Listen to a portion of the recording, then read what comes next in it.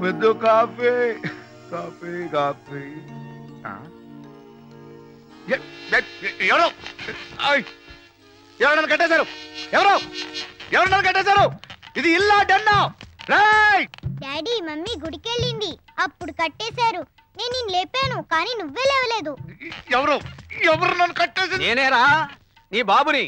నిన్నెలా పట్టాలో తెలియక ఇలా ఉచ్చేసి పిట్టను పట్టినట్టు పట్టాల్సి వచ్చింది.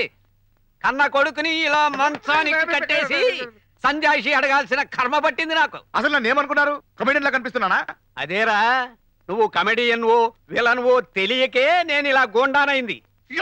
ఇప్పుతారా లేదా? ఎక్కడికమ్మా పెడుతున్నావు? వాడిని విప్పేద్దామనే.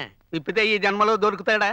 మనం అడగాల్సినవన్నీ అడిగి తేల్చుకోవాల్సినవన్నీ తేల్చుకున్న తర్వాతే ఈ రాక్షస బల్లిని విప్పేయాలా లేకపోతే మంచానికి పర్మనెంట్ గా ఇలాగే ఉంచేయాలా అన్నది డిసైడ్ అయ్యే. కమ్ టు ద పాయింట్ ముసల్మాన్. Coming to the point young boy. అరే జుట్టుపోలిగా రా, ఇలా రా.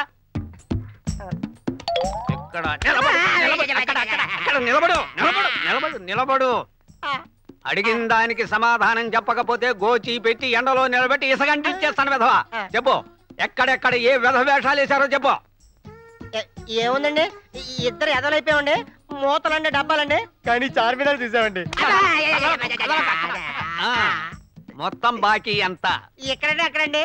మొత్తం భారతదేశంలో మీ దరిద్రం ఎంతో చెప్పరా? ఐశ్వర్య ఎంత చెప్పండి రా.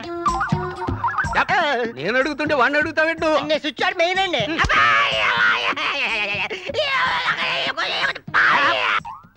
బాకీలేమిటో చెప్పు. ఐశ్వర్య 5,000 అండి. మనిషి కొయ్యరాల 2,000 అండి. చిరంజీవి గారికి 1,000 రూపాయలండి. మాస్టర్ గారి భార్యకి మాస్టర్ గారు తెలియకుండా 15,000 అండి. గుమ్మడి గారికి 100 రూపాయలండి. 90 ఇవ్వాలి, 10 రూపాయలు వడ్డీ అడిగారు, ఇస్తామని చెప్పామండి. మొత్తం ఎంత? 1,25,000 అనుకుంటానండి. తేడా వస్తే ఇంత బాకీ ఎలా తీరుస్తావురా? అయ్యో, అది బాకీ కాదు ముసలాయన, క్యాపిటల్, పెట్టుబడి. చూడు బాబు, నా ఇల్లు తాకట్టు పెట్టి నీ అప్పు తీరుస్తాను. నువ్వు ఈ ఊరు తిరుగుళ్ళని మానేసి ఆ మాస్టర్ ఉద్యోగం చేసుకుంటూ బుద్ధిగా ఇంటి పట్టునుండు బాబు.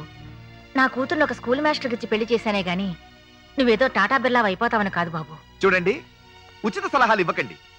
నాకు సలహాలు ఇచ్చే రేంజ్లు మీరు లేరు. మీరు నూతిలో కప్పలు. మీ బెకబెకలు నన్ను చేర్చకండి.